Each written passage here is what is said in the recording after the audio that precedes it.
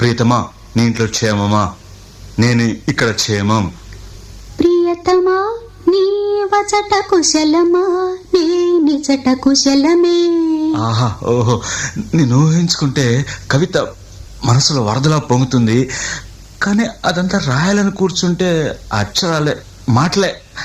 ఊహలన్నీ పాటలే కనుల తోటలో, అదే తొలి కలల కవితలే మాట మాటలో. అదే, ఆహా, బ్రహ్మాండం. కవిత కవిత పాడు. కమ్మని ఈ ప్రేమ లేఖనే రాసింది హృదయమే. ప్రియతమా, నీ వచట కుశలమా? నీ నిజట కుశలమే.